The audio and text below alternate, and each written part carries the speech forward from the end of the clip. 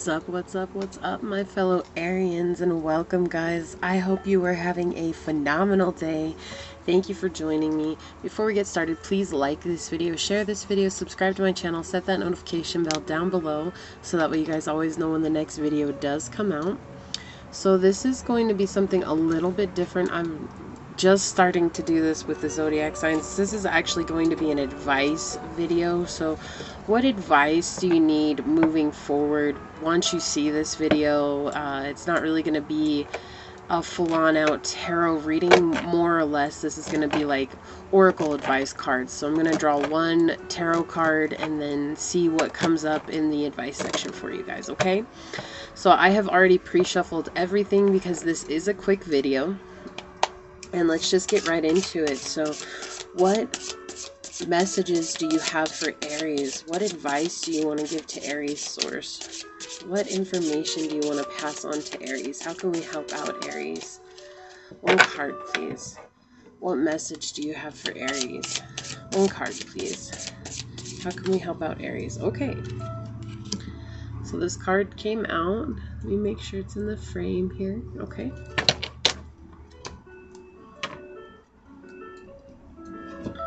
Right.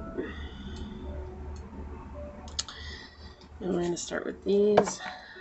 What messages do you have for Aries? What messages, what advice do you have for Aries source? What advice do you have for Aries? Whoa, okay. So I'm going to take this one because that's the one that flipped over.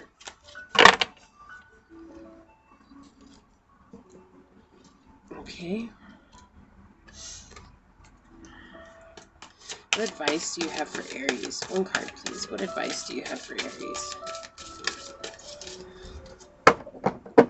What messages do you have for Aries? What advice do you want to give to Aries? Okay, this one wants to come out.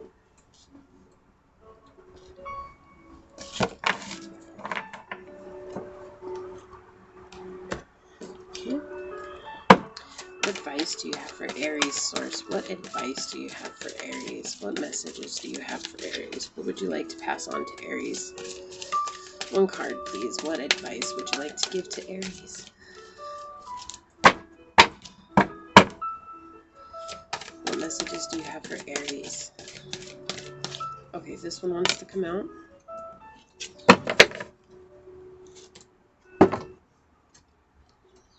Alright, and then last but definitely not least, we'll get a Shaman Oracle card. The Shaman Oracle card will help Aries along their journey. What advice do they need, source? Whoa, okay, that is like a whole stack. Way too many. One card at a time, please. What messages do you have for Aries? What card? Thank you, source.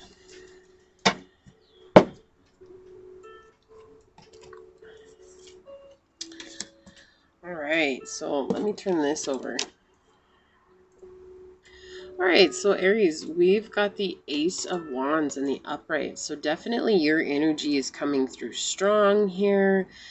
You are in the midst of gaining some inspiration. It seems like for some sort of new endeavor, some new creation, something that really brought a lot of passion to you before when you were a child. I think you're expanding on that. It feels like you're getting messages from all over in regards to that. And I feel like there was a bit of difficulty in regards to this. Like there was definitely a bit of challenge that came up with wanting to get involved in this. There was a bit of a hardship. It seems like you had to start over, right? It was like you had to really start over and start something again. So maybe you started something to begin with, and at the end of the day what had happened is that it just wasn't working out for you. And so you spent some time looking at what it was that you'd put the energy and effort into, and you asked yourself, is this really where I want to be at? Is this really what I want to do? And the thing that came to you was a new inspiration, but I think it's an old, like, this gives me a very this feeling of something being very old that you were passionate about. And then now you're being able to bring that into present day and really embrace that and move forward with it. And this is something that you're you're holding on to really tightly. There's a lot of deep love for this. So it could be anything. This could be drawing, this could be writing, this could be storytelling, this could be creating something brand new, this could be working with electronics. I mean, there's so many things in the world that this could really be in regards to. Whatever it is, though, it's bringing some sense of new passion into your life. Okay, and I'm not getting the sense that this is a relationship. Sometimes this can indicate somebody coming in, but this is very singular. Your efforts, right? This is about you completing something. This is about you taking the inspiration that Source and your guides and your angels and your ancestors have given you, and seeing there's a deep truth in regards to this, and allowing that truth to really guide you into a new direction. And this is a time for you to change. It's like bringing that. So you guys could be learning about sexual transmutation. If you don't know about that, that's okay. This is very specific for some of you. Others of you are learning how to use your sensual energy, your sexual side, to really boost manifestation. And this is something that Source has been pushing for you to get into for a while. It feels like it's just that you had to really overcome some kind of barrier, some kind of thing that was giving you grief, something that was really breaking your heart, something that made you feel like you had to stop and start again.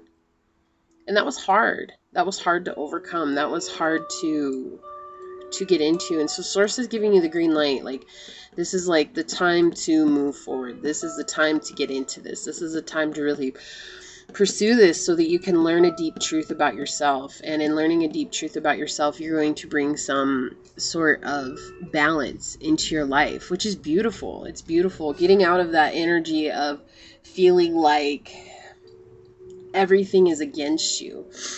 Feeling like nothing is falling into place. Oftentimes when things are falling apart, they're falling into place, but it's rarely does it ever feel like that.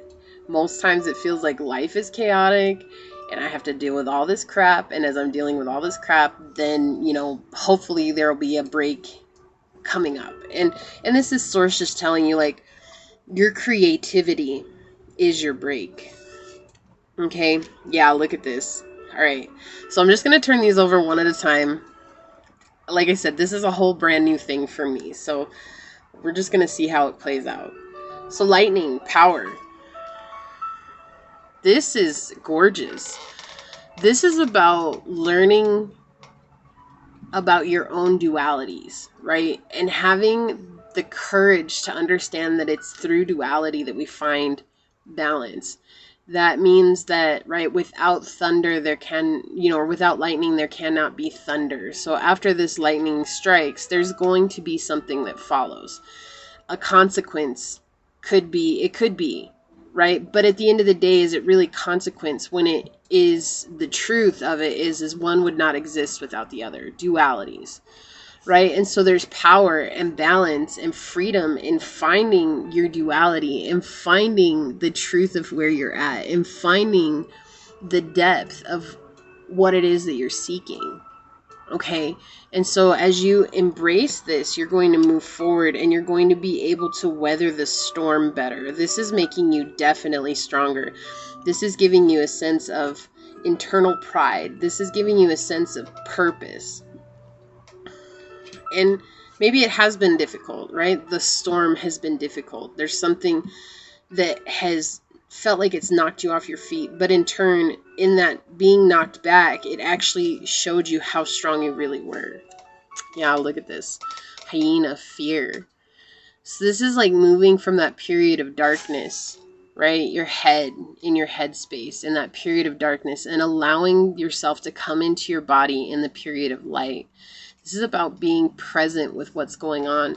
So regardless of what's going on outside of you, no matter how chaotic it seems, allow yourself to get out of your own head and back into your body and really move into a space of truth for yourself, right?